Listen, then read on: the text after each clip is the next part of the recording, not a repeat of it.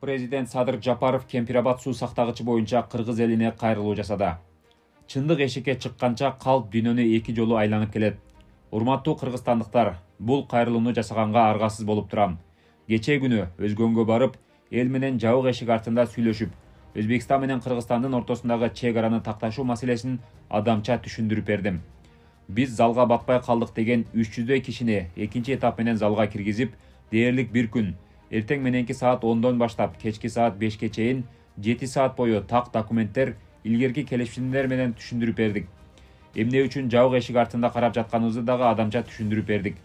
Кудай буйруса, жакын арада келишимге кол коюлуп, парламенттен өтүп, келишим бузулгус болуп бекигенден кийин кайсы жерлер бизге өткөндүгү ачыкка чыгат.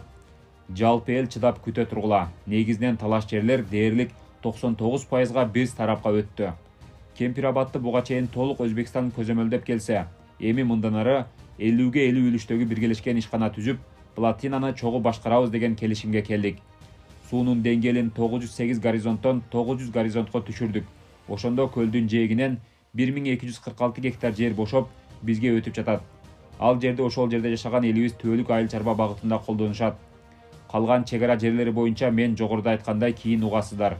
Сүйүнүү, кубаныч менен кабыл аласыздар. Бизге рахмат айткандан башка эч бир доомат арта албайсыздар.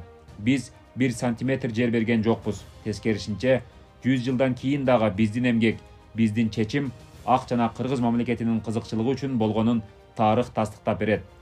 Биз каркыра, төрт көчөнү берген чыккынчылардан эмеспиз. Ошондуктан Кемпирабадтын тегерегине чыгып алып, бузукулук кылып жаткандарга катуу эскертем. Эсиңер барда этегиңерди жыйгыла. Тартип сакчыларына буйрук берем. Элди козутабыз деп бузукулук кылып жаткандарга мыйзам чегинде катуу чараларды көргүлө. Эркелегендин дагы чеги болот. Чектен ашып кетишти.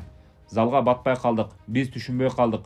Маалыматыбыз жок деп жалган сүйлөп, бууз тигип жаткандар өзгөн акимчилигине келгиле. Күнү түнү дебей ар бир жараныбызга документтер менен баарын көрсөтүп, түшүнүгү жок болсо дагы мээлерине коюп түшүндүрүп беребиз.